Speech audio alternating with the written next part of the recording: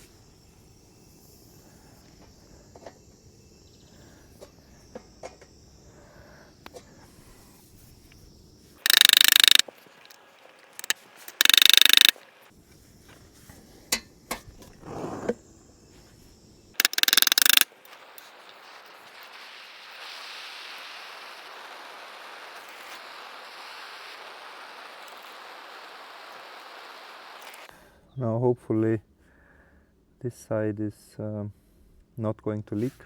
Now I'll fill this pipe with water. I'll have to rotate it to get all the bubbles out. So I ended up twisting and turning, and when you shake it you can hear the air bubbles, and it took me like 5 or 6 rounds of filling it up and twisting it and shaking it and everything, but now there is no more sound of bubbles, and as soon as I move it I can feel that the pressure here raises. Like I can feel on my finger that if I move the pipe then it raises. It means that there's no more air in here. Unfortunately I cannot solder this end because I need to heat it up, but if I heat it up the water will boil, so there's no good way to do it. So the other side I crushed and welded, or like soldered, and this side I only crushed. So I think it's leaking a tiny bit here, so I'll do another fold. It's no longer leaking from here.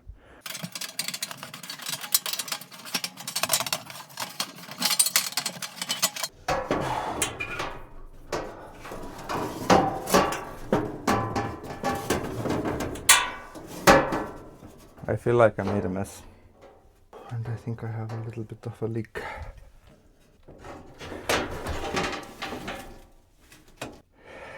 It is getting there. I have some tiny minor kinks.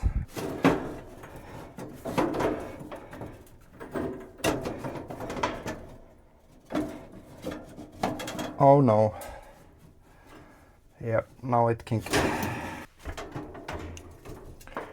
Now as soon as I touch it, it kinks immediately.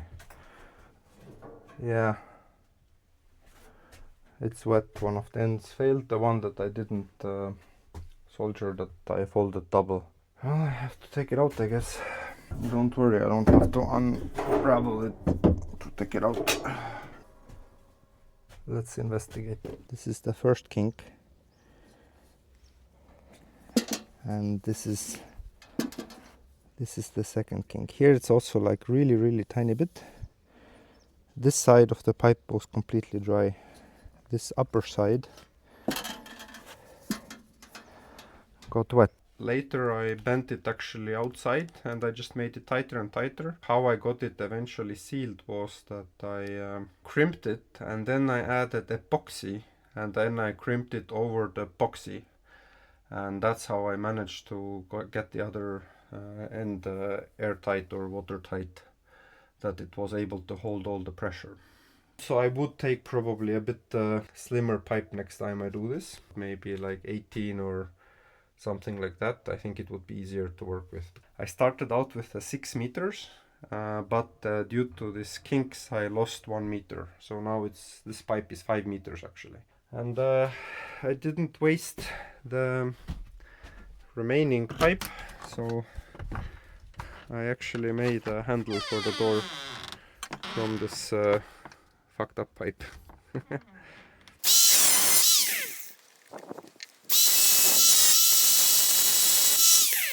Obviously there is tools for this kind of thing, but I'm not a professional and I only need a couple of these.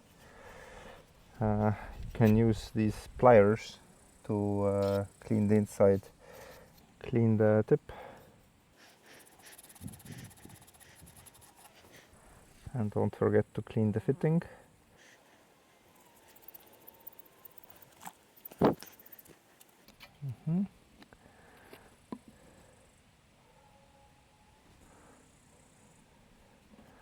The really good thing I discovered about soldering these is that if you do make a mistake, you can just heat it up and you can correct it.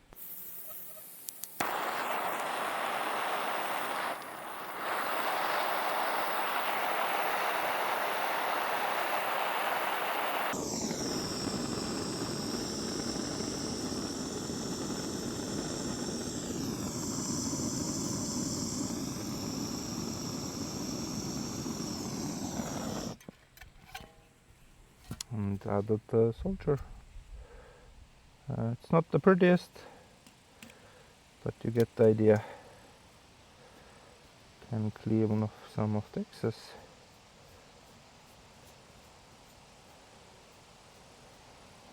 And that's it.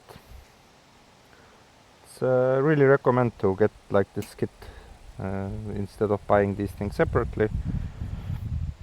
And it's very like clearly I'm doing this like first time basically, so it's not going to look great maybe. Ow, ow, ow, ow, ow, I'm an idiot, I just touched it. But yeah, it's pretty satisfying to add the solder and it goes in, and I have made already at least like 5 different fittings and none of them leak. So I'm making this outside because I have pretty big this torch, and that's all wooden inside and very dry wood. And I marked with marker the spot, the position this pipe should be in, because on the other end it has angle already. So you can assemble everything without soldering it, which is really nice. All other joints that I soldered, so all the 90-degree angles and even here all these connections, first time, no leaks, everything is perfect. This one, it's my second splitter. I used more solder here than anywhere else and I just can't get it right, and it's still leaking. There's like a super teeny tiny leak here, so I'll just replace this one with a compression fitting. Like, I don't know what's up with it, maybe someone smarter can tell me why this is not working. The cold water comes in from here, one goes to the mixer, and the other one goes from down here into here, and then like from down there into here and into the boiler. Here you can see I have also a connector that I can disconnect it from there if needed, and this coil I can disconnect from there. And a lot of the cold water immediately goes into the coil, which is over the hot oven, and then condensation happens. So when you use the hot water, then it starts to drip a little bit onto the stones, which is very nice. It will keep the humidity up.